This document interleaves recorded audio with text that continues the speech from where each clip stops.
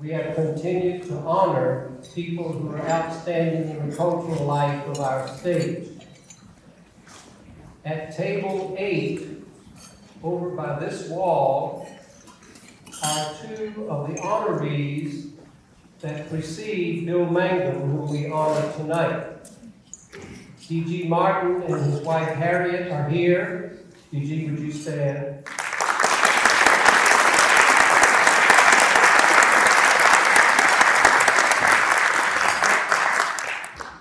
Howard Lee and his wife Lillian are here. Would you all stand, please?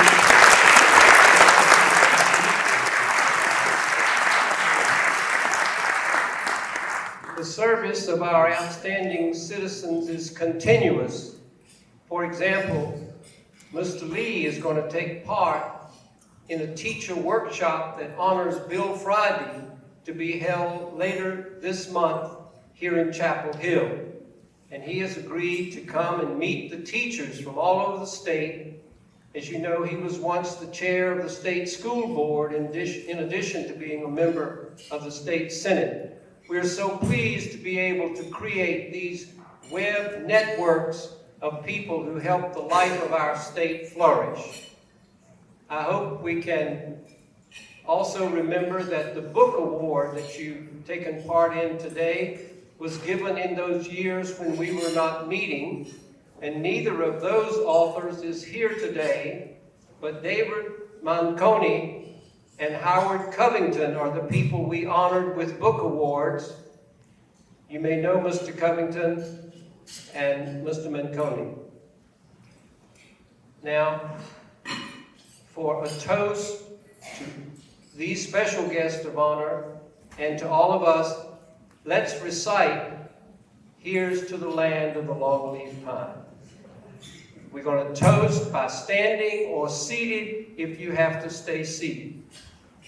Do as you will. Here's to the land of the longleaf pine, the summer land where the sun doth shine, where the wheat grows strong and the strong grow great. Here's to down home, the old North State.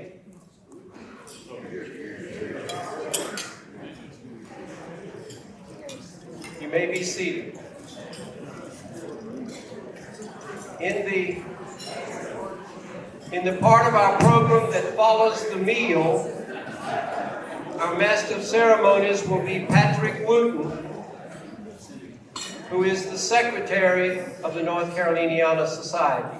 Enjoy your dinner.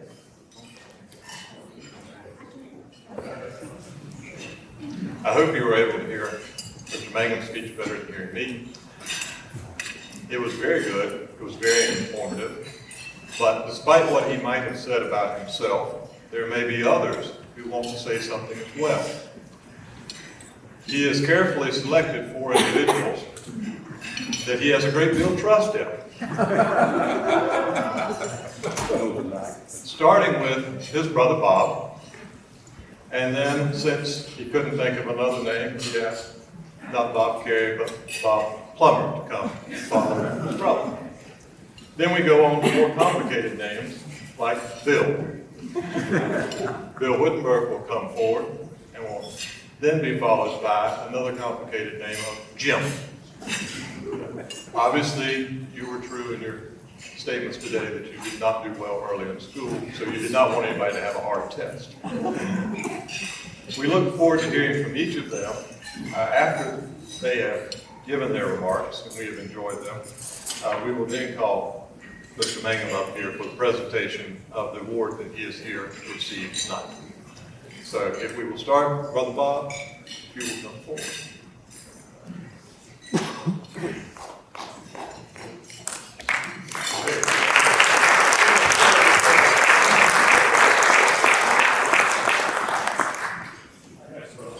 Obvious agreement that my brother stole about 2/3 of everything I was going to say about him, because we can improvise and make it a little bit more, etc., etc. So we'll start with this. It's been a little over 25,000 days that this guy has been in my life. Pretty amazing. So the question really is just where to start. What to include, what to leave out, what matters. And Bill's got this one thing absolutely right. Our mother was the back of the family. Always had us in her mind. There was always a love that shined out that woman cast over us. She was the rock of our world. We could never do anything wrong in her eyes. Never. And we did have a harsh stepfather. He did step in at a pretty tough time in everybody's life. And he did one thing that I have to say, is that we grew to appreciate him. He showed great wisdom. He showed concern. He showed care. I can remember he would never come to one of my high school football games, but he was always there when I got home from the afternoon game and wanted to know how I did, how the team did. He was concerned. He knew he was involved, but he would never come to the game. Who knows? But, that's just the way he was. We shared a younger sister, as Bill said, that struggled really hard to find happiness. And she left us way too soon. So that's one of the bad things that happened to us. But we were there for her. We were there for our mother. We were there for our stepfather. And more importantly than any of that, we were there for each other. Always. We always had each other's back. And that includes Bill having my back. Younger brothers come to the rescue a lot.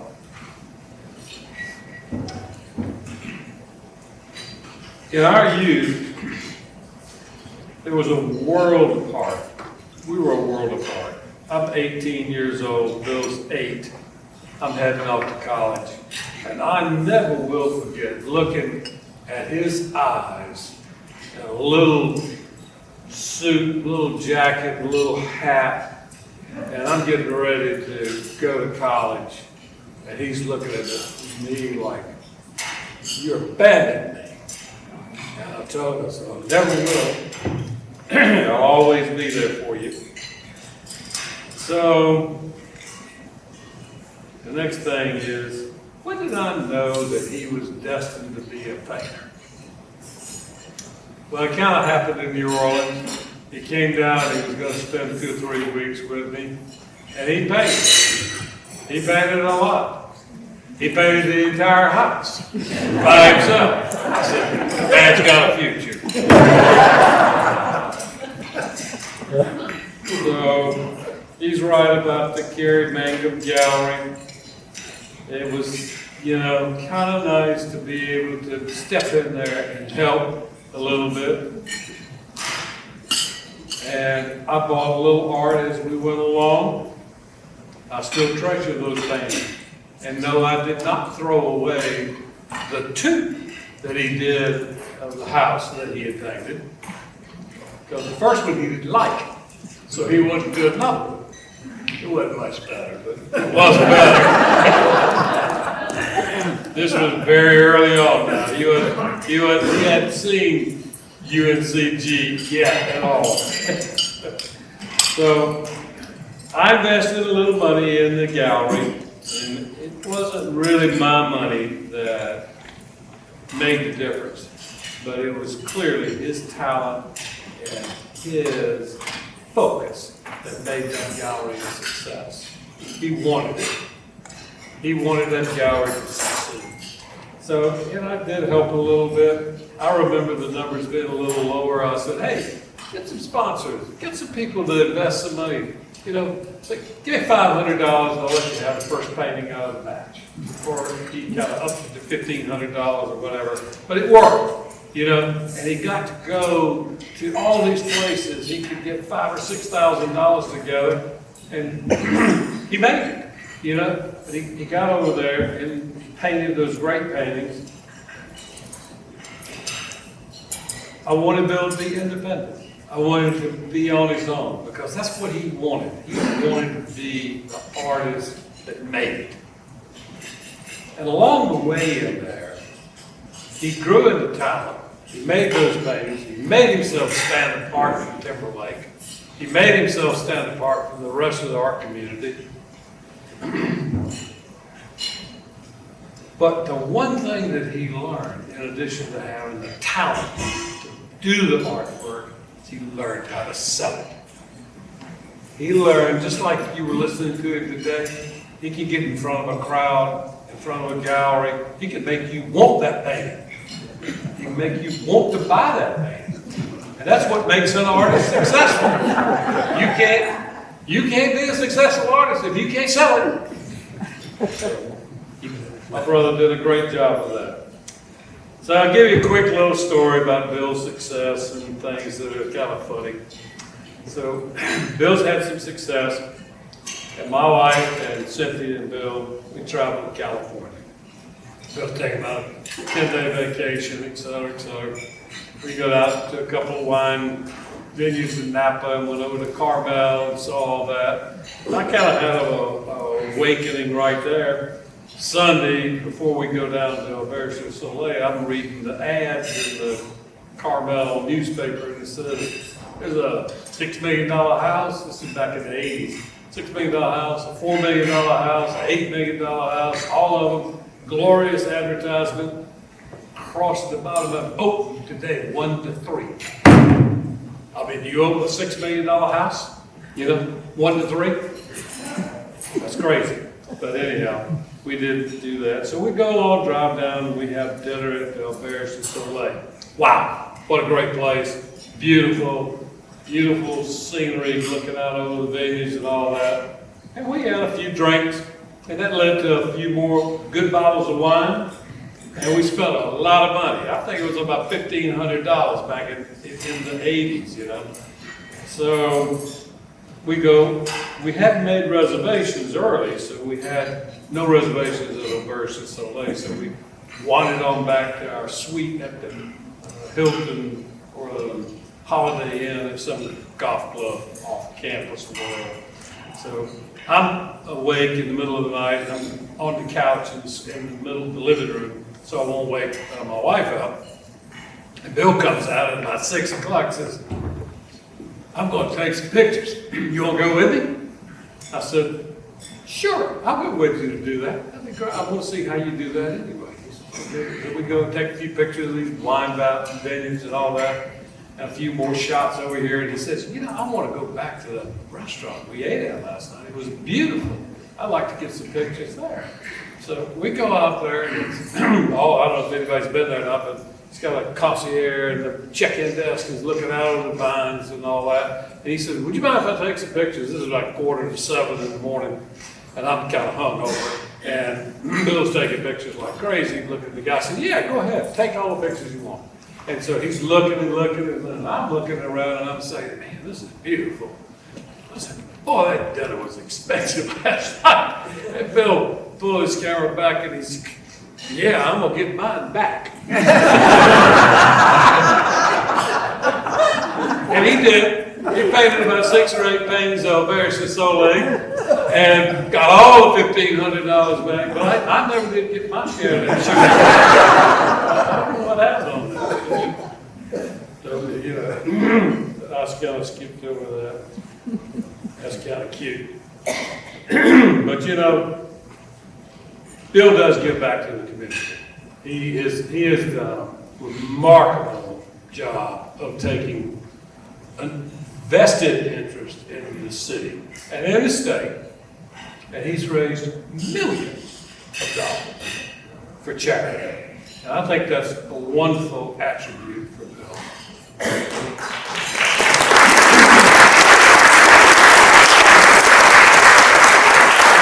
I think he also teaches some art classes at UNCG also. I think that's great. He's moved his artistic abilities to great venues like to the manufacturing of furniture. I had that done. And to great events like the Masters Golf Club and the U.S. Open. I mean, that's recognition. Pebble Beach, that says a lot when you get the board of directors at Pebble Beach say, I want you to be my artist. That's recognition. And I'm real pleased to say that nobody has mentioned it, but Brother Bill, there is a doctor in the house tonight, right? That's right. This guy has got a PhD, honorary PhD from UNCG, given. The guy has the honor of being here to see that. And just to make it real simple, that's a short list of things that my younger brother has accomplished. And needless to say, I am a very proud older brother.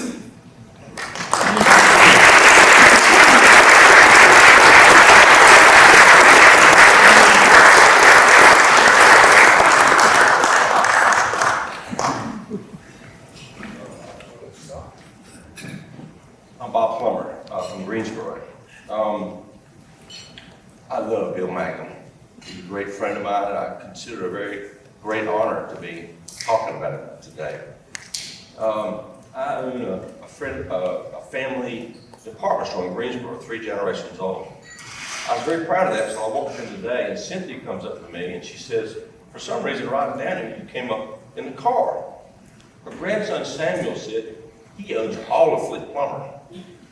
Gabriella, his granddaughter, said, it's just one store. Had to cut you right down, some of you weren't here, and Bill's an artist, and you wouldn't think of him as a retailer, but for 40 years, he owned a gallery on Longdale Avenue in Greensboro. And I think that's one of the reasons Bill and I hit it off, because we're both in retail. Retail's hard work. And all I had to do was buy it, sell it. Bill had to create it, produce it, and sell it. So it was even harder for him.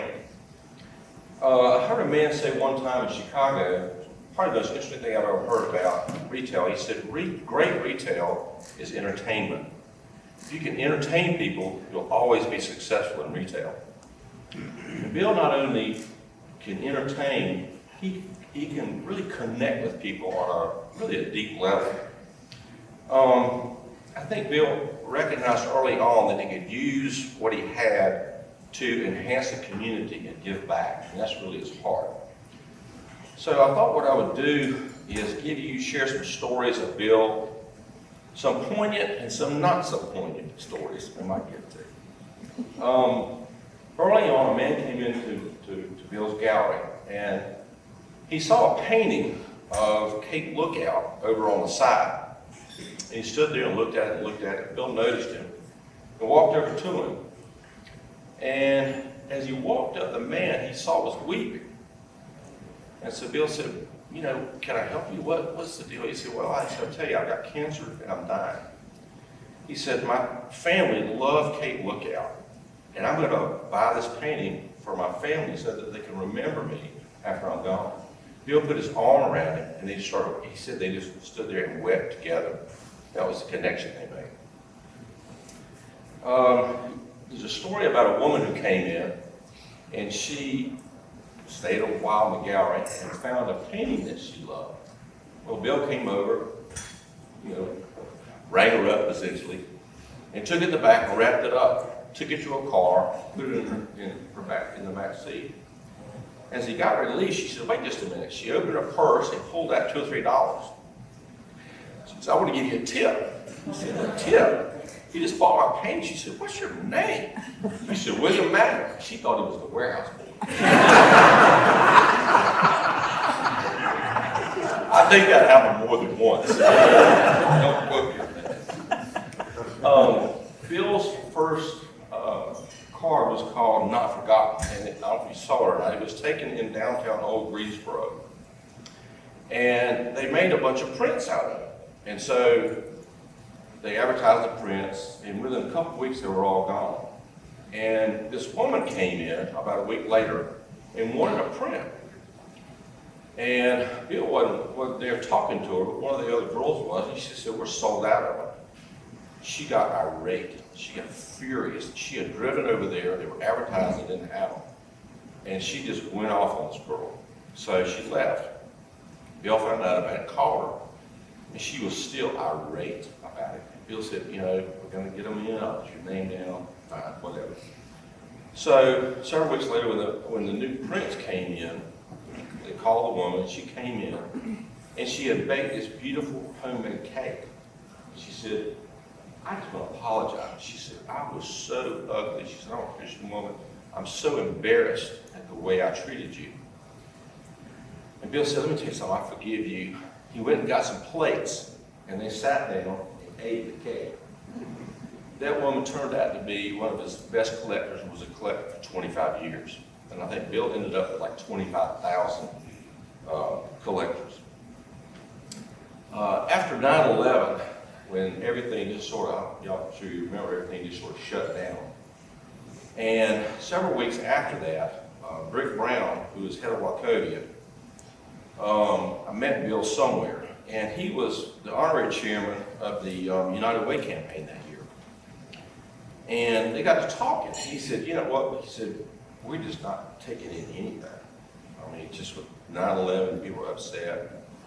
And Bill said, you know, I think I can help. So he created a painting called The American Way. And somehow or another, they got on the local CBS affiliate. And Bill offered to make prints of this painting. And if you gave $25 or more, you got a free print. They raised $250,000 on Bill coming and trying to support the United Way during 9/11. He's never done that for my store. I don't think he's ever done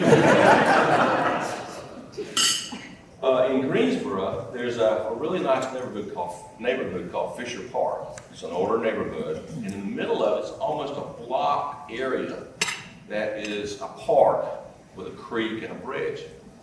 Well, Bill created this beautiful painting of the park and the creek and the bridge, and had it hanging in the gallery. And several weeks later, this man comes in, and he walks over and is just staring at this painting. So Bill sees him, he goes over and engages him and said, is it speaking to you? He said, man, this thing is really talking to me. He said, I grew up in Fisher Park. And he said, when I was a kid, I had a friend of mine. And he said, we played in that park, played around that bridge. And he said, there was a doctor in the neighborhood who was older. And he said, in the basement, he had cadaver parts. So he said, we one day snuck down and stole an arm. And he said, what we would do, we tied a string to it and we put it on that bridge when people walk by and tug on it. He said, that picture is speaking to me. I'm buying it from our friend who lives in Oklahoma. Did you add the arm to the picture? I guess I've got ruined it, I guess. In 2008, during the recession, the crash, we go to lunch often. Bill called me and asked me if I'd go to lunch. I said, sure. So during lunch, he said, you know what? He said, of course, my business was terrible, retail was terrible. We sell wants, we don't sell needs. So he said, my business is terrible. And he said, I said, well, mine is too. And at the time, he was visiting other cities all over the East Coast to promote the honor card. And he said, you know, it's costing me, I'm paying for the hotel, the travel, the advertising, the this, and that. And he said, I'm having a hard time affording it. I said, Bill, let me tell you something. I said, nobody would begrudge you taking your expenses out of the proceeds. He looked at me and he said, you know what? I made a commitment that every dime is going to that card into the homeless, and that's where it's going to stay. That's the kind of man he is.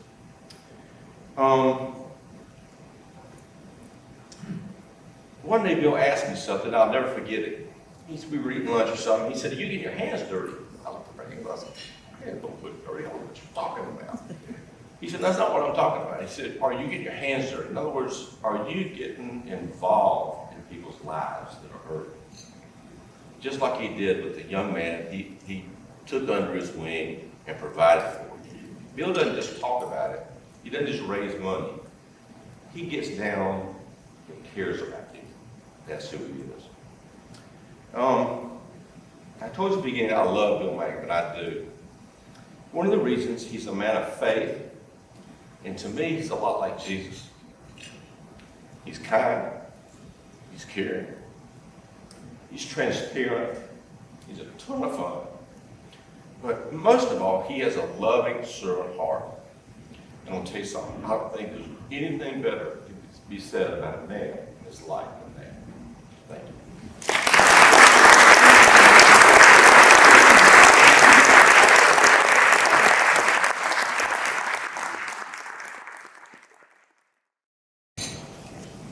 Well, Bob and Bob, those are two tough acts to follow. But I have to correct Bill, those of you that heard the comments. You should have gone in Clouser in 2010. It wasn't an Oldsmobile. It was a Rambler then. You caught it at a better time. My remarks, I'm going to read because there's a lot of content here. It's the fastest way for me to get through it and not mess it up. But first of all, Julie and I are honored to be here this evening with all of you as the North Caroliniana Society presents their award to William Mangum. I've known Bill for the past 10 years. I can't think of anyone more deserving of this award. For the next few minutes, allow me to tell you about how I met Bill and grew to know him. Clouser Furniture Industries is located in Asheboro, North Carolina. In 2010, I became their president and CEO and subsequently bought the company. It was a troubled company. Clouser was a top upholstery furniture manufacturer in the United States, but at the time was not known for its case goods products. Case goods being primarily wood products, bedroom, dining room, and occasional. We subsequently hired Jeff Beeston, who was charged as our senior VP of sales and marketing, to create a licensed story to wrap around the case goods category. This is when I first was introduced to Bill. He would become our storyteller, and he's a darn good one. From my first meeting with Bill, the chemistry was right, and we knew we both wanted to be partners. I met Bill in January of 2012 and was deeply impressed with his incredible artistic talent as well as his business acumen. That's something you need to know about. He is a salesman. William Mangum was truly North Carolina's artist. He was recognized around our state, and he had captured North Carolina on canvas like no other artist ever has. Bill understood and he grasped the commercial aspect needed for an artist's profitable success. From the sale of his first painting before he graduated college in 1977, Bill was dedicated to his art and business and melded his authenticity into his art and business. I was quite impressed with Bill's due diligence of Clouser and our company culture. He spent several days interviewing our employees on the floor, factory floor, and learned about their families. He journeyed overseas to see the actual wood products being manufactured into furniture. It was during 2012 that his collection of furniture was designed and samples made to introduce into the marketplace. At that time, Bill became a loyal member of the Clouser family. Bill's launch into furniture coincided with the 50th anniversary of Clouser, at which time Clouser commissioned Bill to pay homage to its employees with a commemorative painting. You saw that earlier. The painting featured a Clouser upholsterer employee of more than 29 years. It was during the time that Bill spent on our manufacturing floors with the employees that gave him the inspiration and knowledge to create this painting that represented the skilled labor force that helped to make Clouser a top 10 furniture manufacturer in the United States. The Bernice Bienstock Furniture Library in High Point is the largest furniture specialty library in the world, and now the custodian of this original painting.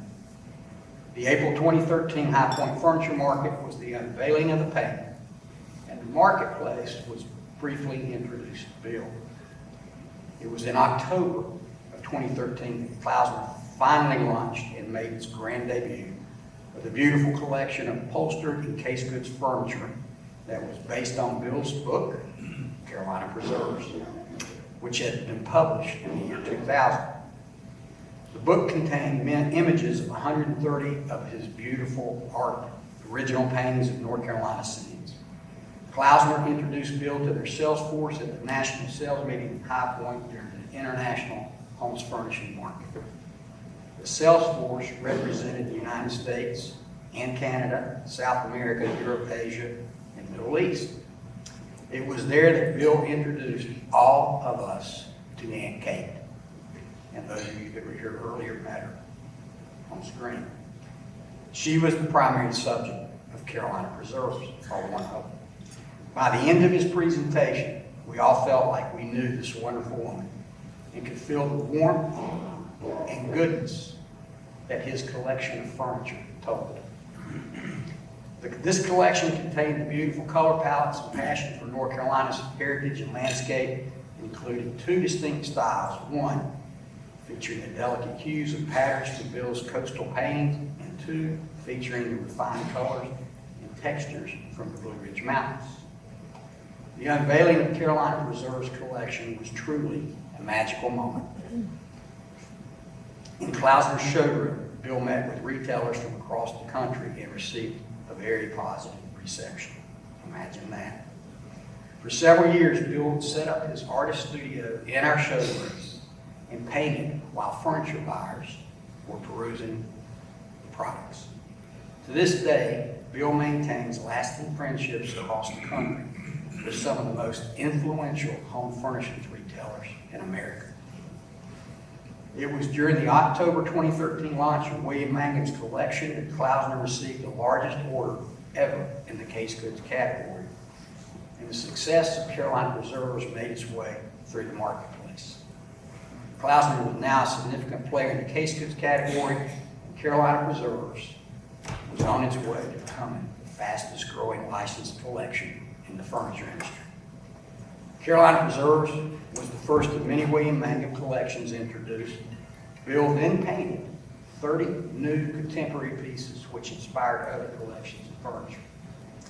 We were all amazed at how talented and prolific of an artist he is and how beautiful these works of art actually are. We were also amazed at how good he was on camera. He's a pitch man. You'd much rather buy a piece of furniture from him than you would me trying to sell it to you. He's so good that 2 films and 13 books have chronicled his artistic career. Subsequently, other lines that Klausner introduced with Bill's inspiration included, I'm going to name these all, although you named them earlier, the Blue Ridge Collection, Seabreeze Collection, Southern Pines, Riverbank, Simply Urban Reflections, Water's Edge, Charleston Lane, and Urban Retreat. And they were all filmed. Each of these authentic home collections were as diverse as the artists that inspired them. They all reflected Bill's sense of style and his attention to detail and deep understanding of form and function. As a result of these case good collections, Bill made tremendous contributions to Klausner through his dedication, and he proved to be a very meaningful part of Klausner's success. But, as you've heard, Bill's contributions do not stop with art and business. He is simply a very unselfish man. He's just a really good person. He believes in giving back to the community and supports countless charities, events, and is an active volunteer. If you own one of William Mangum's creations, you know you've supported an artist that's a wonderful human being and someone you want to be associated with. For over 30 years prior to the COVID pandemic, he cooked every Wednesday morning for the Greensboro Ministry to feed the homeless. His championing of bringing awareness to the homeless population grew out of the chance meeting with a homeless man in 1987, and also the appreciation of the artistic talents he was personally blessed with. Since 1988, he's created this annual honor card. This is a holiday greeting card portraying one of Bill's paintings and is available for as little as $5. 100%, you heard, proceeds go to the local outreach agency to help raise awareness for the needy and hungry. The motto of our gracious host tonight, the North Caroliniana Society, is substance, not show. The award they are bestowing tonight could not be given to a better representative of their motto and his dedication to the promotion and appreciation for the state of North Carolina's heritage. Thank you to North Caroliniana Society for the honor of speaking this evening. And thank you, Bill, for the many contributions to North Carolina and to mankind.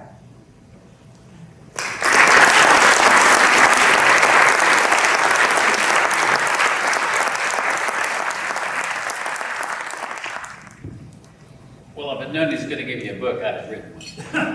I'm Jim Dodson, everybody. I'm the editor of O. Henry Magazine, founding editor of O. Henry Magazine and Pine Straw in the Sandhills, and Raleigh's Walter Magazine had a big hand in that. And I'm a longtime journalist. I'd like to say hello to my colleagues and friends in the Histriana Society and my old dear friends Ned Klein and all my D.G. Martin. I have a lot of friends in this room. And I don't normally write notes down because I'm also Honor Palmer's autobiographer, and he spoke from the heart. And I think that's why I'm really here tonight, to talk a little bit about a character I've known for 25 years at least. And I'm reminded in my early journalism career at the Sunday magazine, the Atlanta Constitution, where I was the youngest writer in the oldest Sunday magazine in the country, and had no idea what I was doing when I got there from the Greensboro Daily News. And by the way, let me say to Bland, wherever you are, he's one of my heroes. Just congratulations on your award. What a wonderful, wonderful thing.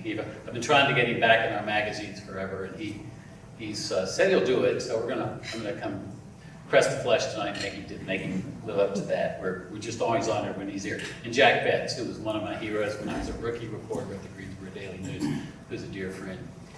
And so I was on the hustings once with it's kind of daring to hear him say he trusts us to tell stories about him tonight, because I remember that rookie year I was at the Journal-Constitution magazine. I was sent over to write a column about a very dodgy state senator running for governor in Alabama, and he got up at a Kiwanis meeting, and the woman that introduced him said, I'm going to introduce this fella, and I won't say his name, who we can trust.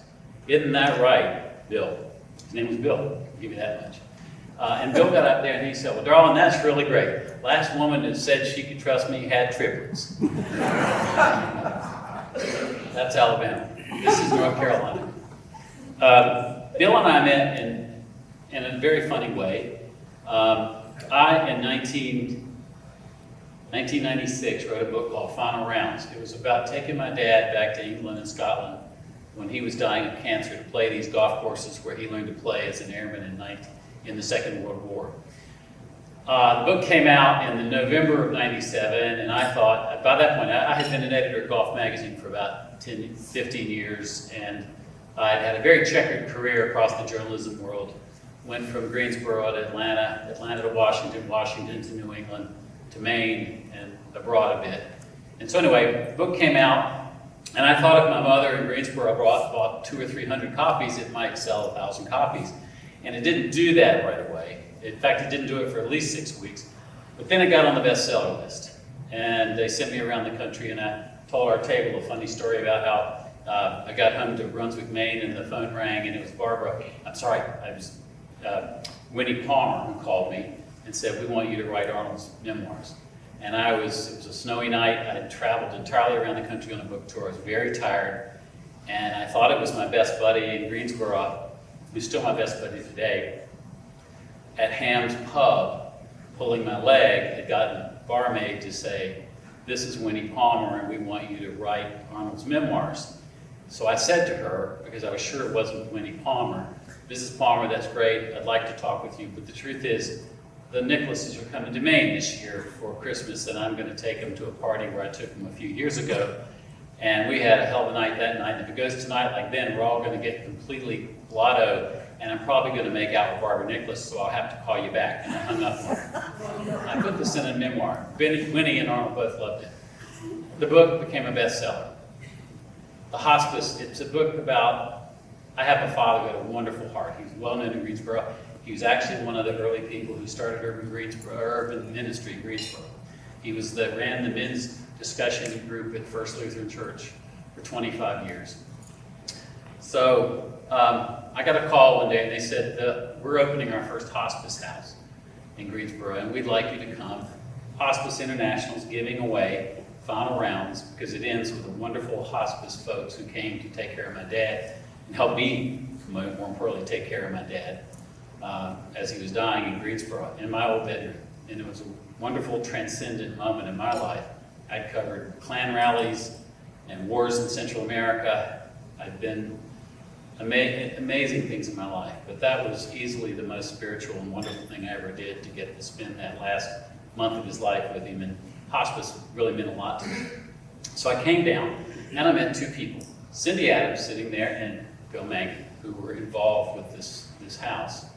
I can't remember too many of the details about that because it was, 1997, 98, somewhere around there.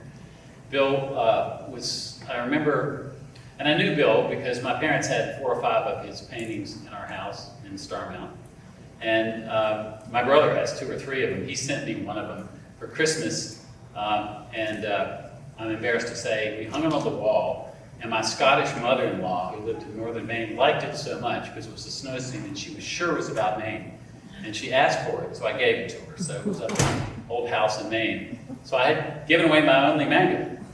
And I'm going to tell you a remarkable story about 2 Mangum paintings in a minute. We hit it off. I mean, really, there was a chemistry thing. I think it's because probably we were both artists of some different mediums. He's I won't call you a painter, I'll call you an artist, and I'm a writer. They're both lonely roads that you travel. You spend your life in solitude. I remember Hemingway once said, after being an artist, the hardest job in the world is to paint. After being an artist, a painter, I think Hemingway said, being a writer. Because you're alone, you're trying to create something that somebody's going to see and interpret, and you have no idea, as he said, that whether somebody's going to throw something at it and or love it. And that's really kind of true as the artist's lonely path. And we both have, in a way, have taken that path. Now, the difference is Bill is a salesman. In fact, one of the funny things about our relationship, and he and Cynthia and my wife Wendy and I have had many times together at dinner. Bill and I have a lot of lunches and dinners and conversations, ongoing conversations. Bill was always convinced, and I think would tell you this himself, that I don't market myself. But that's why, if you're an artist, a writer, your publishing house does that. I have always been blown away by him and what he's said to me about how you need to promote yourself and stuff, because I've never met anybody better at it. He is gifted at that. It's so I came back for the open of 2005 at Pinehurst. I thought I'd stay 2 weeks. When I left North Carolina in 1976, 77, I love this state. My family goes back here to the 1700s. My latest book is a book about the Great Wagon Road that brought 200,000 Scotch, Irish, Germans, Lutherans, Moravians, Presbyterians to the South, mostly to North Carolina. All 3 wings of my family came down and settled in this state. It's a book I've wanted to write forever. But I thought I would probably stay 2 weeks, and then I had a job offer from Forbes, and I thought I might move to the West Coast where my daughter was heading after college. But I stayed. I fell back in love with my home state, where our family's been here since the 1800s. The 18th century.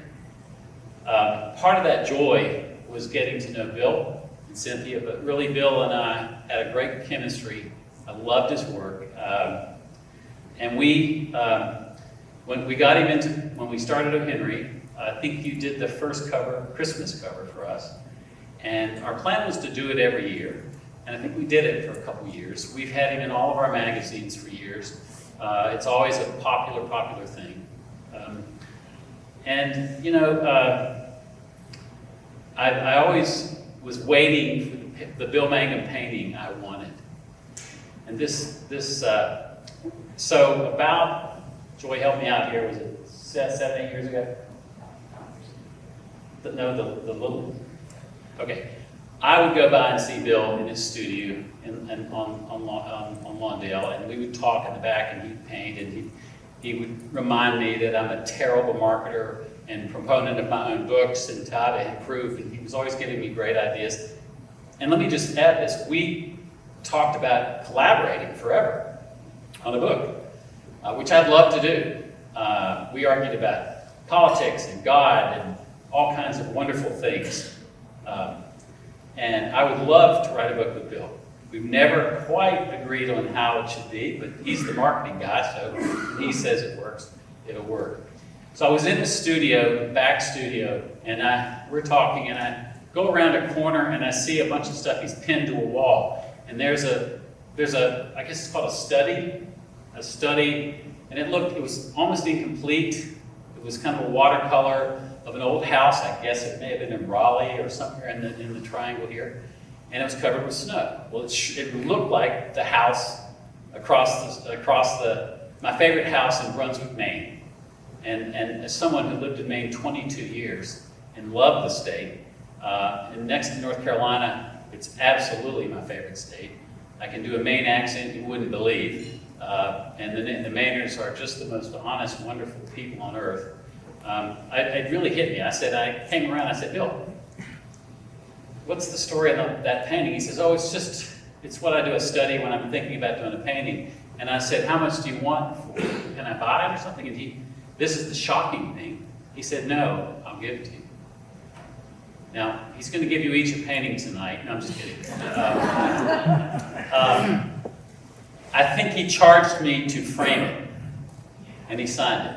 And it's in my library today. It's the only painting in my library, and it's a fairly small one. I absolutely loved it. So I've always waited for my Mangum to come to me. And also during Bill's transitions, you've heard his story about how he's all artists, and he and I had this conversation many times, how you constantly have to reinvent yourself. I mean, I went from covering civil wars and Wayne Williams missing and murdered in Atlanta, and every corrupt politician in Dixie, to Yankee Magazine, the old New England magazine, and wrote about beautiful things in New England culture and history, and went from there to the golf world, where I wrote 4 books of the year in the golf world. And Arnold Palmer asked me to write his memoirs, and Ben Hogan I wrote thereby. And so when he talked about reinventing yourself, I listened. And I've done that. Pine Straw, Henry, and Walter, and Salt Magazine down in Wilmington are part of that reinvention. So we have a natural dialogue that passes between us. So I don't know if this was 5 or 6 years ago.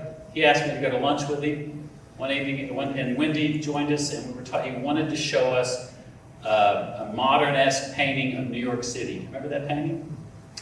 And he asked us, he said, I want you guys to see this. What do you think? And I think he was a little nervous, and we loved it. And I said, this was the stuff he was going to do for Klossner.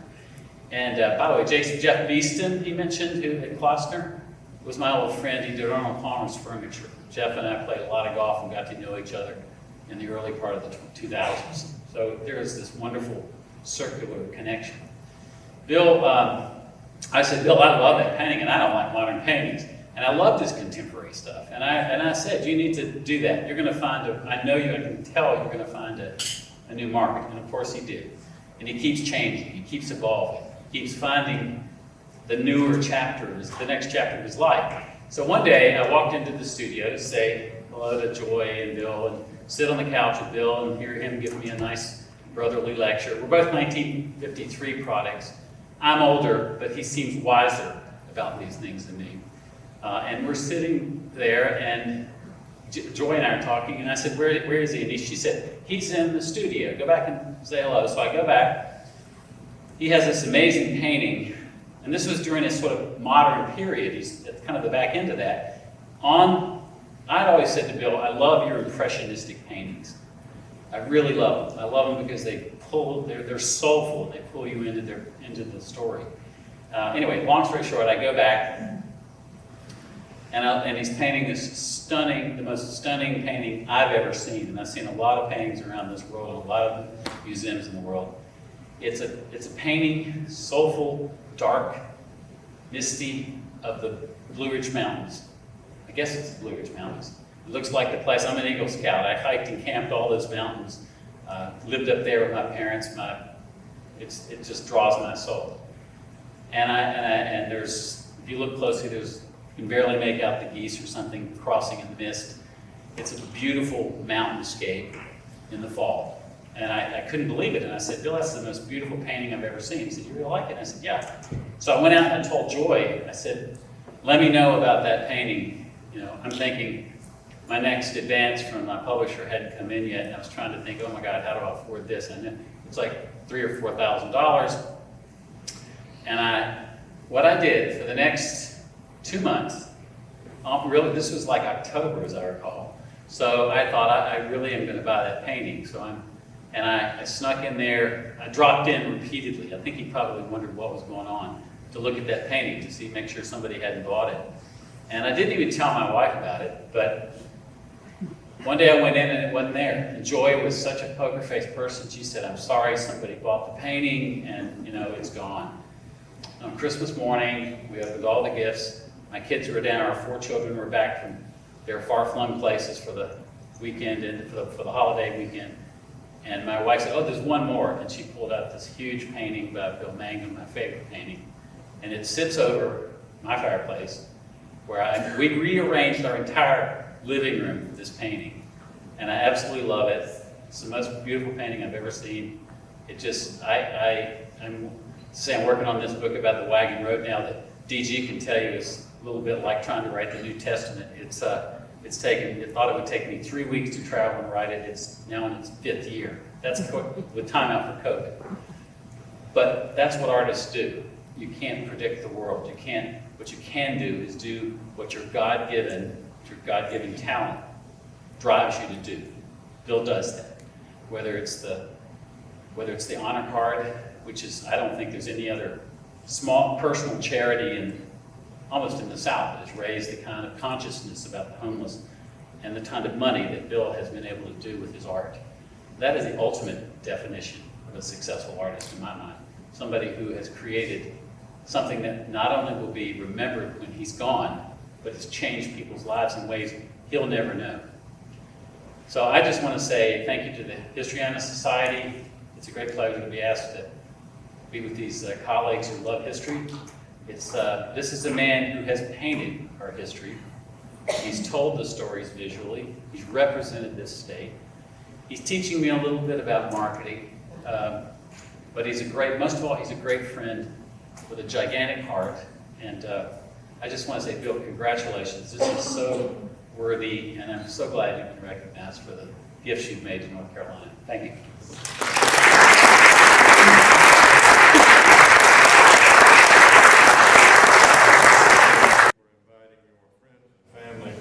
Come tonight, give a word or two about you, and not only you, but what you have done in the art world, but what you do in the world in general.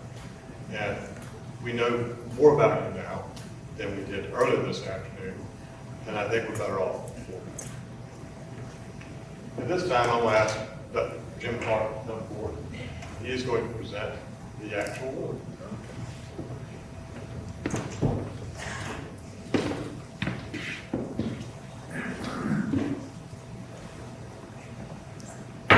On the way here this morning, Bill, I stopped at several places thinking I needed a Carolina blue wine bag in which to stow your chalice until this moment.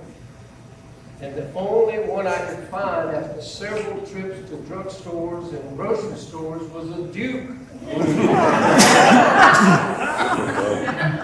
So, I am not colorblind. But if you'd come forward, I'm going to let you take this on.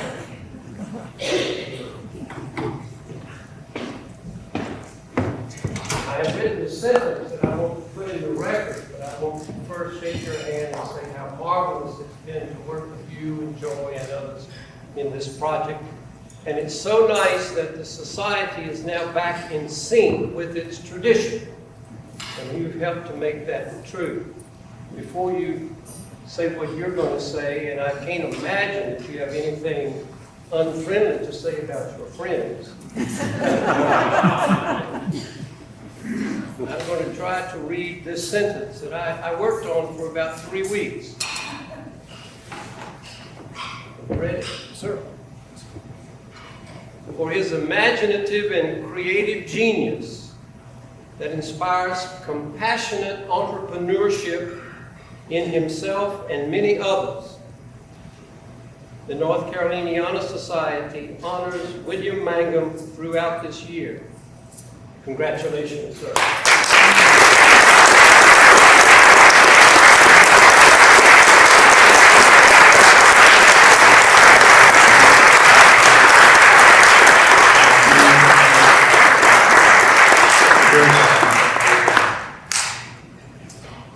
You know, as I step up here and I try to reflect on all of this is almost like reading your obituary. It's so entertaining and so colorful. And needless to say, I am blessed beyond measure. To think about the friends and families that have come out of their way is absolutely extraordinary.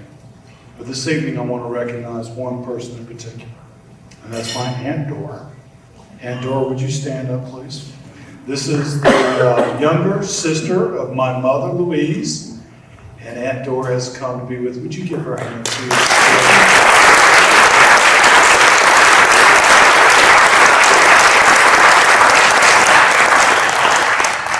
So we talked a little bit about perspective, and I'm going to end it in just one quick short story, so just bear with me. I started to include it in my program, but it is so poignant. Many of you are familiar with the great artist Pablo Picasso. And I remember Bob taking us to New York. Remember, Bob? Could you see that retrospective show? And this is a true story. One day, Picasso was at a bistro restaurant sitting out on the veranda with one of his latest friends, female friends, when a gentleman recognized him and he went up to Picasso and he said, "Picasso, you are my favorite artist." He said, would you sketch something on this napkin for me? And Picasso's looking at me saying, "Don't you see, I'm just kind of entertaining my friend here." He said, "I know, but it will take just a minute. Would you mind just drawing, sketch something on here for me, would you?" So Picasso pulls out a pencil and in a couple of minutes, he sketches this colorful goat. So he gives it to the fellow. He says, "That is unbelievable. That's an original Picasso." He said, but you didn't sign it. Here, would you sign it for me? Would you sign it? So Picasso's going, "You've got to be kidding me." So he takes his pencil and signs it. So the gentleman reaches for it, and Picasso goes, "That'll be $50,000. He said, "What? $50,000? Only took you 2 minutes to do that. You got to be kidding me." He said, "No. It took me 50 years to learn how to do that in 2 minutes." Does that not summarize a lot of our education and perspective? And that's really what I want to say to my grandkids. You might not appreciate it, but it's the 50 years of education, like Pop said, get a good education, to let us bestow upon you. Thank you for this unique privilege to share tonight. I love you all, and you've truly blessed me. Thank you.